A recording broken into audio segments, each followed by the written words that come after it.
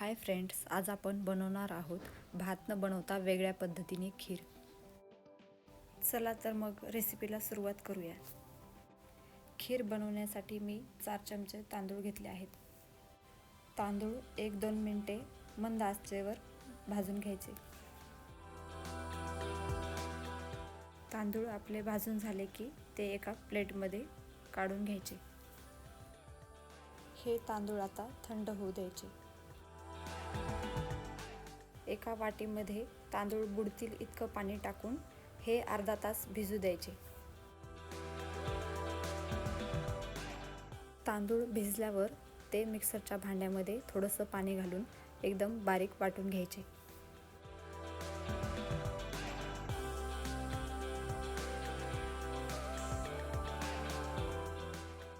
आता एका भांड्यामध्ये 2 चमचे तूप टाका। तूप गरम झालं की यामध्ये काजू बदामचे तुकडे टाकायचे। थोडेसे लालसर होईपर्यंत तळून घ्यायचे। तुम्हाला नसतील तळायचे तर तुम्ही तसेच टाकू शकता।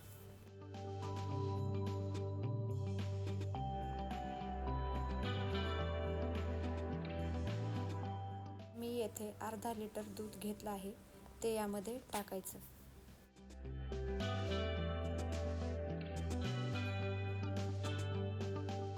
आपण जी पेस्ट बनवली आहे तांदळाची ती यामध्ये टाकून घ्यायची। याला गुठळ्या न होऊ देता मिक्स करून घ्या।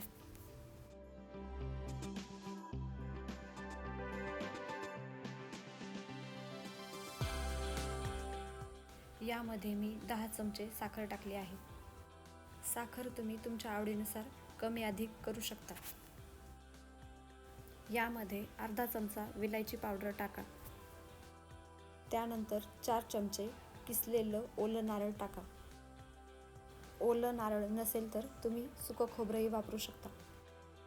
याला आता मिसळून घ्यायचं। आता खीर 10 मिनिटे शिजवून घ्यायची।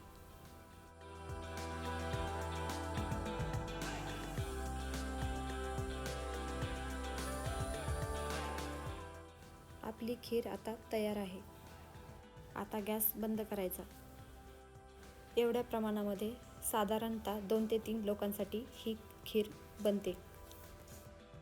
ही खीर झटपट बनून तयार होते, नक्की ट्राय करा। आपल्याला रेसिपी आवडली असेल तर चॅनलला लाईक, शेअर आणि सबस्क्राईब करा।